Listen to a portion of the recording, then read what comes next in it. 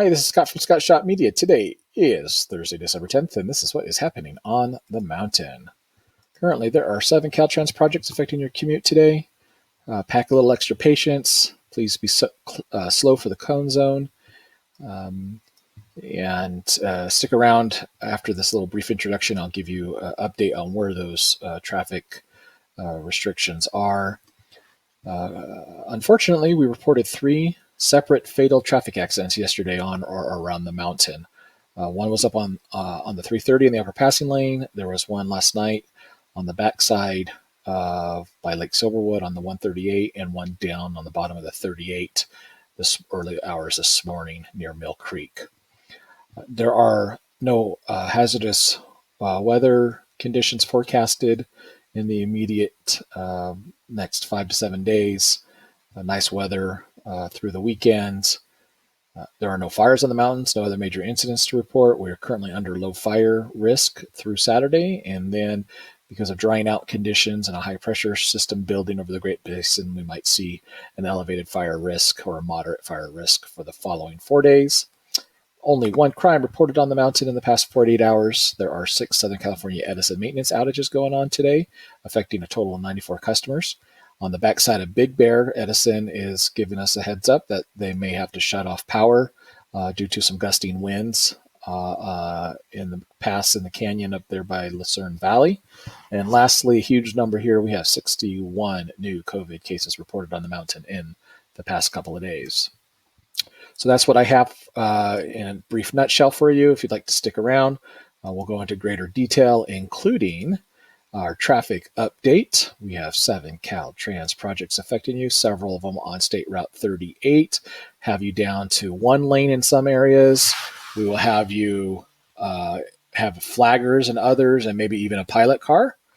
So just be patient.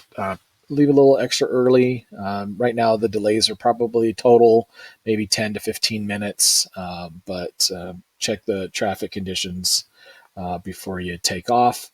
If your commute goes up and down the 38. Over here in Fawnskin, there's a construction project going on. You'll have some lane control going on there through 13 curves on the 18. Additional construction project. You'll see on the backside of the 138 over where the fatal accident was, there's some construction going on and ongoing construction projects, guardrail repair going on in Twin Peaks on the 189. And then, of course, overnight, our long-term construction project on the 330. At the bottom of the 330, transition to the 210. As they widen the 210, you might lose a transition lane overnight. Weather is going to look great for the next few days. No hazardous weather, mostly sunny skies. Unfortunately, no precipitation in our forecast as well. No hazardous weather, no Santa Ana wind conditions. We are expecting to see some gusts as we transition from an onshore to offshore flow.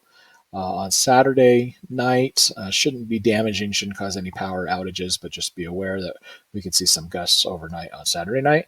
And then that should be the same pattern through the next week. And it looks like maybe towards the end of next week, we might be ready for another Santa Ana wind event. It's not very strong right now, but it's really early to know for sure. So we'll keep you updated on that.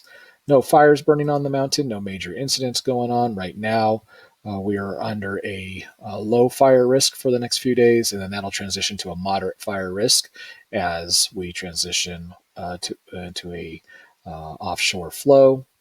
The forest floor is still under extreme fire danger, and the restrictions that go along with that will be in effect until we can get some significantly measurable precipitation, and that's not likely to happen until through the end of this month, end of this year. So we'll be under an elevated fire risk through the end of the year because of that. Of course, things have happened. We've had our early Christmas snow, and if we get that, then we can see hopefully a temporary reprieve from our fire season. Only 1 crime reported on the mountain in the last couple of days. Over here in the Forest Falls area, there was a residential burglary. Southern California Edison has multiple power outages reported due to maintenance upgrades, maintenance repairs. mostly is 3 separate ones in the Waterman Canyon, 2 of them over here in the Arrowhead Highlands area, and 1 over by Cedar Glen in the Lake Arrowhead area.